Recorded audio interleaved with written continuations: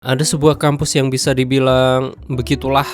Namun di kampus tersebut ada beberapa eskul yang mulai dari eskul nari dan bela diri. Waktu di eskul bela diri, mereka sedang merayakan para murid baru yang baru gabung. Dan mereka merayakannya dengan mabuk-mabukan. Yang tentunya, hai para people, apa kabar kalian semua? Semoga kalian dirahmati Tuhan dan diberi rezeki yang lebih, amin. Balik lagi dengan saya Faizura Hots yang akan menemani malam kalian dengan film-film permintaan kalian dan intro.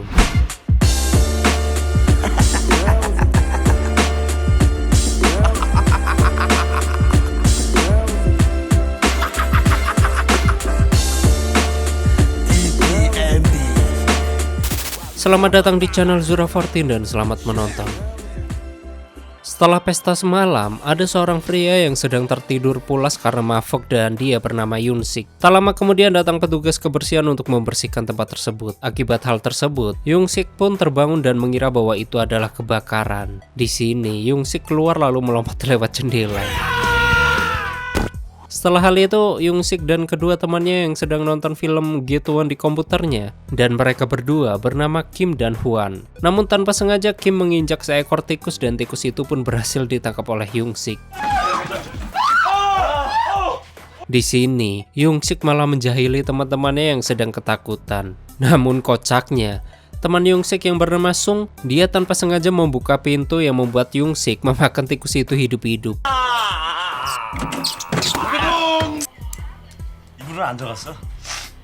Keesokan harinya waktu di kantin kampus saat ingin makan bersama, ketika teman Yoon-sik menjauhinya karena masih teringat kejadian semalam. Dan saat sedang makan, di sini Yoon-sik malah memperhatikan rok cewek yang ada di depannya. Dan dia bernama Hyo. Ketika Hyo sadar bahwa dia sedang diperhatikan, Hyo malah sengaja membuka roknya secara lebar-lebar. Waktu selesai makan, Yoon-sik mendatangi teman-temannya yang sedang nongkrong. Lalu Yoon-sik menanyakan kepada teman-temannya, "Siapa perempuan yang memakai baju biru itu?" Teman-temannya mengatakan bahwa dia adalah Lee Yoon-hyo, yang merupakan salah satu cewek terkeren di kampus Luxnut ini. Terlihat Yoon-sik sepertinya menyukai Hyo. Ketika di kolam renang, Yoon-sik mengatakan ke ketua bela diri yang bernama Choi Seong-guk. Yoon-sik mengatakan bahwa kelas selanjutnya adalah kelas kriminologi.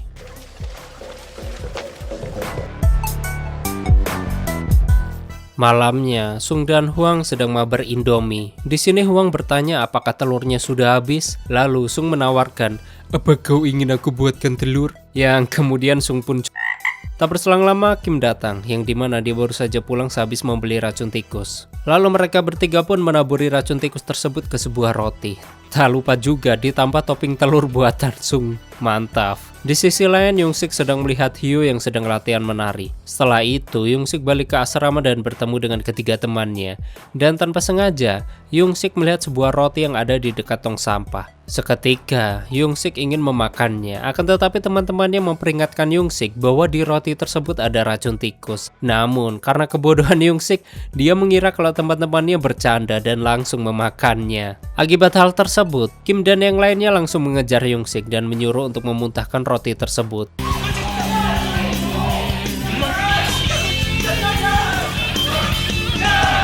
Kemudian Yoon-sik dibawa ke dokter dan dipaksa untuk memuntahkannya. Di sisi lain, Hyo dan yang lainnya sedang gibah soal Yoon-sik yang katanya dia ingin membinasakan dirinya dengan memakan racun tikus menggunakan roti topping.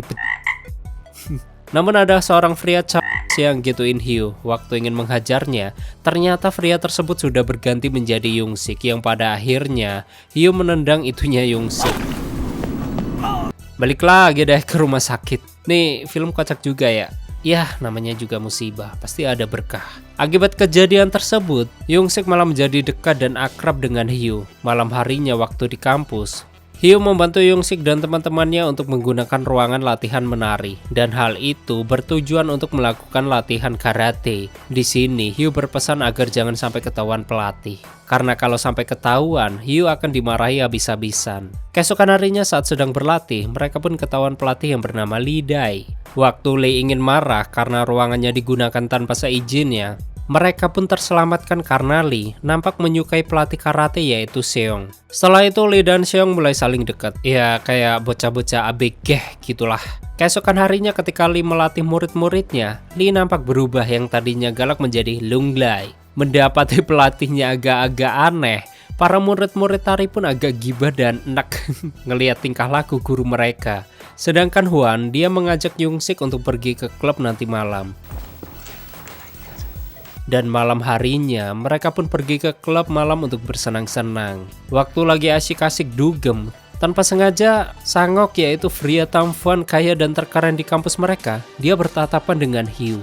Dan waktu duduk bersama, Sang-ok memamerkan dirinya agar Hyo tertarik dengannya. Hyo nampak terus menatap Sang-ok, sedangkan Young-sik hanya bisa terdiam. Kemudian Sang-ok dan Hyo pun ngobrol. Sang-ok bertanya, apakah kamu sudah punya pacar? Hyo menjawab, kamu nanya, kamu bertanya-tanya. Enggak, aku belum punya pacar. Yang ternyata, Sang-ok langsung mengajak Hyo pacaran. Enak ya, tampan, rupawan, dan kaya, langsung diterima anjir. Waktu Young-sik di toilet, ada seorang pelayan yang menawarinya minum.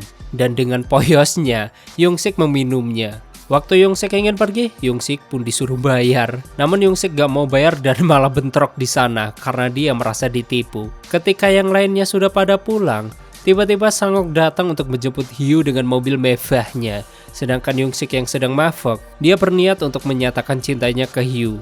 Namun Hyo, dia tidak peduli dan malah meninggalkannya.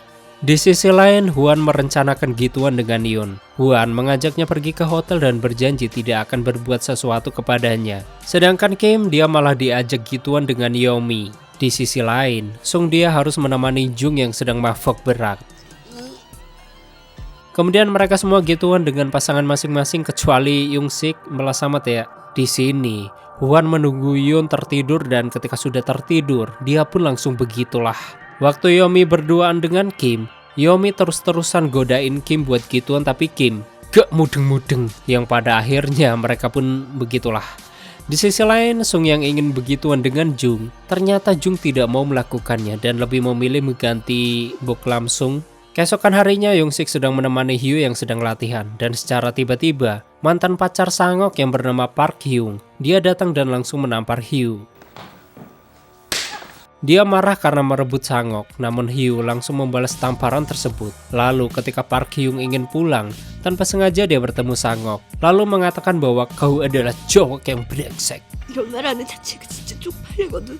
Sedangkan Young-sik berusaha untuk menghibur Hyo dengan caranya freestyle mungkin.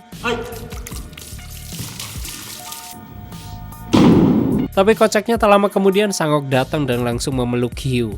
Sedangkan Young-sik, voila, dunia macam apa ini?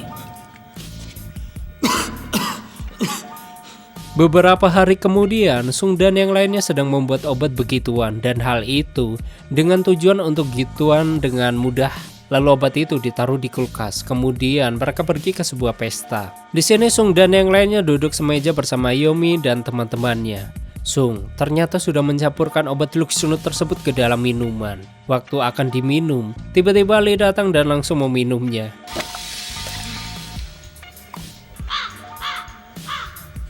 Ketika mereka semua sedang keluar, tiba-tiba ada dua orang aneh yang memasuki kamar Young-sik in the gang dan gua gak tahu apa maksudnya. Mereka berdua pun malah menonton video gituan dan tiba-tiba komputernya ngeblank. Lalu mereka langsung menelpon tukang servis. Kemudian tukang servis menyuruh mereka untuk menutup Windows. Ya, benar, Windows. Tapi bukan Windows yang itu juga anjir.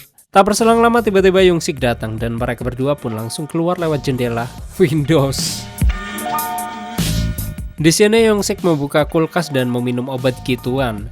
Di sisi lain, Seung dan Lee sedang berada di kamar untuk begitulah. Sedangkan dua orang yang gak jelas tadi ternyata mereka masuk ke kamar asrama milik Sang-ok. Dan tak berselang lama Hyo dan Sang-ok datang. Kemudian orang aneh tadi langsung bersembunyi di dalam lemari yang ternyata Sang-ok langsung nidurin Hyo. Sedangkan nih dua orang mereka mendapat hiburan gratis. Waktu selesai gituan, Sang-ok langsung merayu Hyo yang kemudian Sang-ok meninggalkan Hyo untuk menemui Park Hyung dan memutuskan tali silaturahmi kepadanya. Sedangkan Hyo yang kehausan, dia mencari minum di kulkas, namun ternyata Hyo pun langsung menyelinap keluar untuk mengambil air. Namun saat sedang keluar, ternyata dua orang bedebes tadi, mereka malah mengunci pintu lalu mereka berdua pun keluar lewat Windows. Sedangkan Hyo yang panik karena pintunya terkunci. Tak berselang lama penjaga datang. Hyo yang panik, dia mencoba menerobos kamar lain yang ternyata Dia masuk ke kamar Young-sik yang tentunya lagi mainan boklam. Ya bukan apa-apa sih, malunya itu loh. Di sisi lain, Lee yang tidak tahan dengan hasrat terdalamnya karena obat tadi itu ya, Lee langsung dengan brutal. Sedangkan Young-sik yang masih mayu dengan segala yang terjadi, dia disuruh Hyo mengambilkan bajunya di kamar Sang-ok lewat jendela. Dan waktu Young-sik keluar jendela, tanpa sengaja dia bertemu dengan dua orang yang gak jelas tadi. Namun tiba-tiba, celana Young-sik nyangkut dan melorot. Lalu terjadilah kehebohan di asrama tersebut. Bahkan para warga setempat dan polisi datang karena mengira bahwa Young-sik ingin dibinasakan orang aneh itu. Waktu pertolongan datang dan ingin meraih tangan orang yang ingin menolong mereka, ternyata hal itu sia-sia karena mereka semua terjatuh.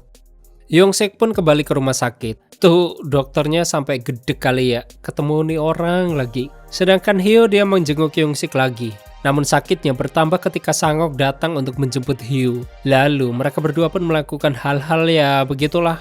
Pacaran kayak orang-orang pacaran pada umumnya.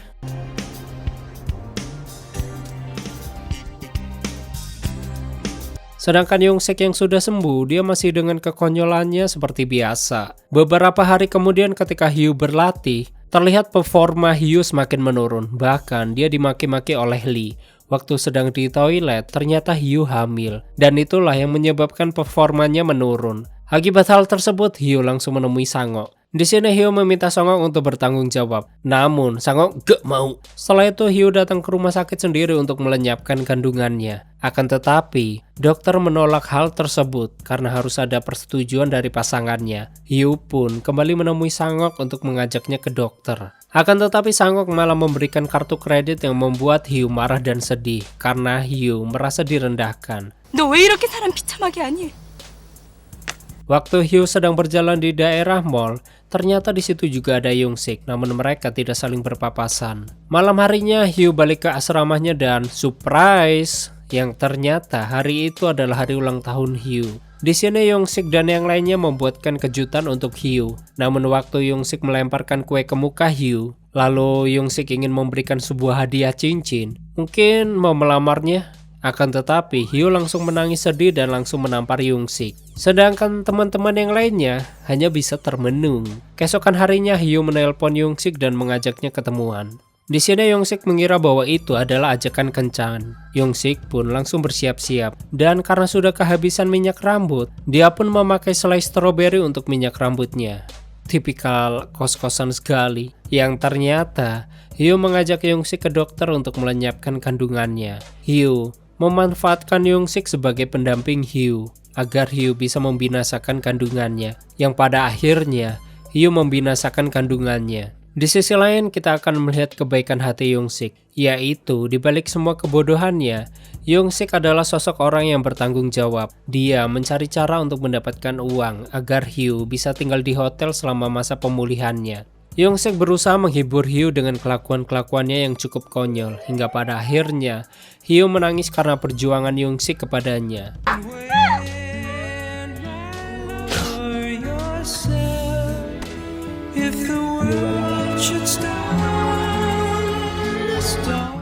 Next day, Young-sik kembali ke kampus yang ternyata guru Seong maupun guru Lee beserta murid-muridnya mereka sedang menyiapkan perlombaan. Lalu semua tokoh yang ada di film ini akan berpartisipasi untuk lomba tersebut. Waktu hari perlombaan pun tiba.